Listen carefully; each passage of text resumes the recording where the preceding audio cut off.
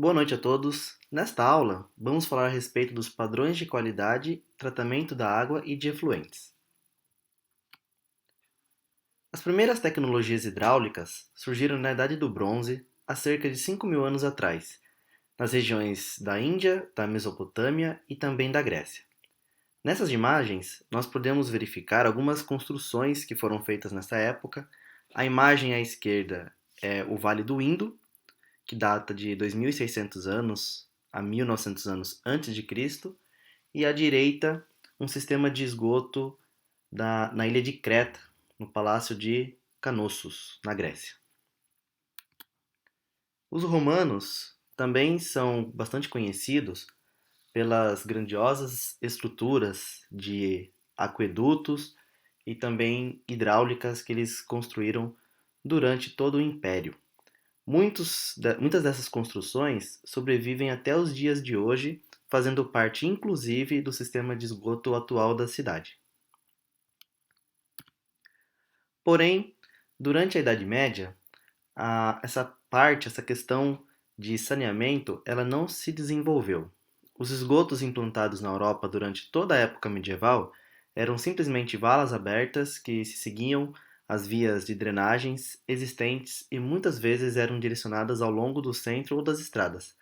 Nesta época, inclusive, as pessoas simplesmente pegavam as sujeiras que elas produziam dentro de casa e jogavam pela janela das suas casas.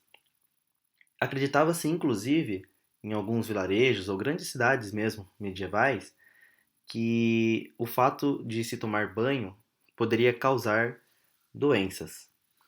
Os rios de Londres e Paris foram usados também como esgoto a céu aberto durante muitos séculos.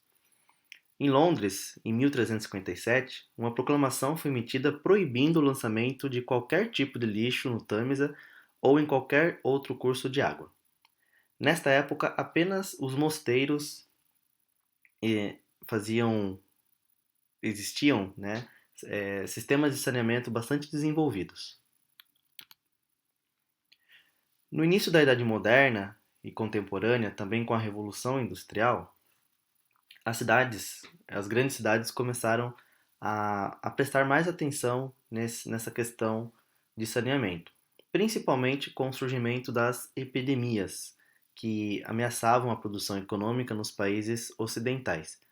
Então, surgiram nessa época algumas medidas políticas para o saneamento básico. Como a gente pode ver no quadro, as grandes obras de saneamento eram sempre decorrentes de grandes epidemias. Porém, ainda nos dias atuais, a gente verifica uma situação de calamidade com relação ao sistema de saneamento básico. No Brasil mesmo, muitas cidades, metrópoles grandes, possuem bairros sem qualquer tipo de saneamento. Isso não é algo exclusivo apenas do Brasil. No mundo inteiro existem também cidades imensas com problemas de saneamento. No entanto, a gente pode verificar nesse gráfico que o Brasil, sim, ele sofre bastante com a falta de rede de esgoto. Cerca de 50% da população brasileira não tem acesso ao saneamento básico.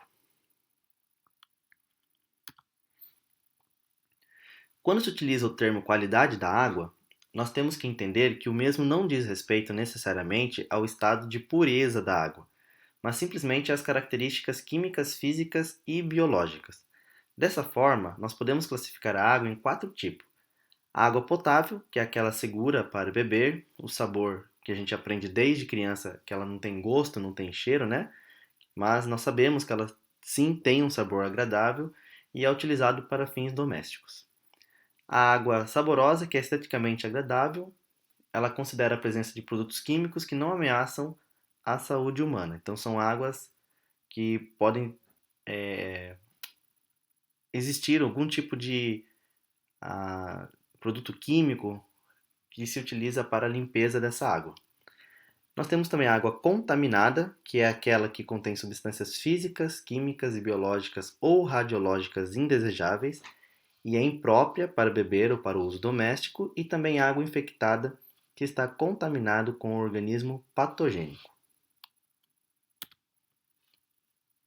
O Índice de Qualidade da Água, ela foi criada em 1970 nos Estados Unidos pela National Sanitation Foundation. Então, a partir de 75, ela começou a ser utilizada pela CETESB aqui no Brasil, no estado de São Paulo. Nas décadas seguintes, outros estados brasileiros também adotaram o Índice de Qualidade de Água, abreviado como IQA, que hoje é o principal índice de qualidade da água utilizado no país. Muitos parâmetros foram utilizados para se classificar o índice de qualidade da água. No entanto, o IQA ele faz uso de um cálculo de alguns índices, né, que são indicadores de contaminação causada pelo lançamento de esgoto doméstico. Então, nesse sentido, ele tem uma certa limitação, porque ele só leva em consideração a água que tem por finalidade esse uso doméstico. O IQA ele é composto por 9 parâmetros. Existem mais parâmetros, mas o IQA leva em consideração apenas 9, com seus respectivos pesos, que foram fixados em função da sua importância para a conformação global da qualidade da água. Então aqui nós temos os índices, né, que são utilizados para determinar a qualidade da água. Para efeito de cálculo, nós temos o peso de cada um desses índices. Essa escala do IQA ele varia de 0 a 100. E segundo a CETESB, no caso de não se dispor do valor de alguns desses índices, o parâmetro, o IQA, ele fica inviabilizado de ser calculado. Então, se for calcular o IQA e faltar algum desses parâmetros, não é possível determinar o índice de qualidade da água. Foram criados também, né, além dos pesos, criou-se também, para cada parâmetro, gráficos de qualidade em função da concentração que é medida. Então, a qualidade ela vai depender de alguns fatores. Por exemplo, quando nós falamos do pH, a qualidade da água para consumo, ela gira em torno de um pH 6 até 9. Então, nesse gráfico do pH, que está no centro, né, desses três gráficos, nós podemos verificar que existe uma pequena faixa próxima do pH neutro, no qual a água tem um índice próximo de 100. Né? Na verdade, ali em pH 7,5, ela tem um índice valendo quase que 90. E isso vale também para as outras medidas, como coliformes fecais. Nós podemos verificar que quanto menos coliformes, maior a qualidade, nesse sentido. A demanda bioquímica de oxigênio também. E para os outros parâmetros também nós temos alguns gráficos característicos para cada parâmetro.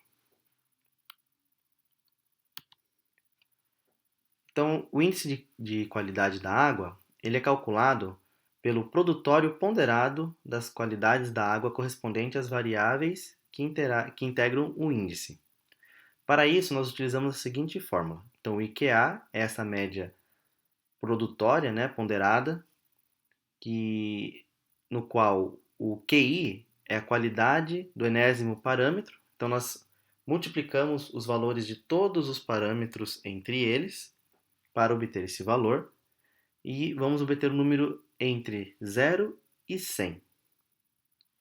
O WI ele é o peso que corresponde ao enésimo parâmetro fixado em função da sua importância para a conformação global da qualidade. Isso é, o WI ele varia de um valor de 0 até 1.